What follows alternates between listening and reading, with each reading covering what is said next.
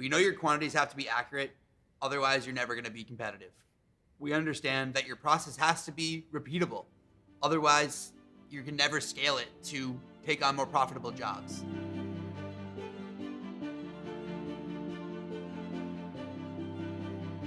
Your time is valuable. That time is the one resource not a single person gets any more of. So why would we not want to be as efficient as possible on the front end to use our time more effectively, to think more deeply about the project rather than just sit there and count all day long? Construction management is about much more than just RFIs and submittals. Quantification is a key part of the process that needs to be connected to the rest of the workflow as well. My job is really to help people understand the value of technology in their process. Whether that process be quantification, whether that process be tracking work in place on site, managing RFIs, change orders, design updates, but really to help them understand that these tools are there to make their lives easier. My background is in civil engineering. I actually went to the University of Vermont. I'm a small town kid.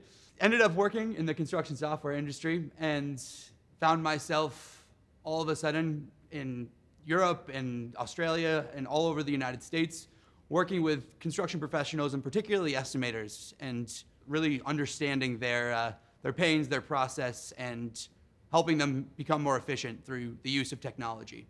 It's been a really cool experience, going from the most basic of teachings, of calculations by hand, of page-long formulas that take hours and hours to calculate, to the use of technology to expedite all of those things. It's a crazy juxtaposition to look back and see what I learned in school for civil engineering and how little it actually applies because of technology's value. I like, at the end of the day, there's always something to show for your work. Your work physically, you can see, you can feel, you can touch, you can use the space that comes from a construction project. So it's also amazing how many parts and pieces of the process have to come together just to be successful. When it comes to adopting new technology, the first thing I can say is to definitely not be scared of it, as it generally can be a little bit overwhelming, particularly if you've done something the same way for 20 years. But the best thing you can do is look at your peers, look at your colleagues, look at your competitors, and use their examples of success to see what works and what doesn't. There's enough people using the technology out there today. From all the estimators I've met, I've found that the two important things, first off, is accuracy.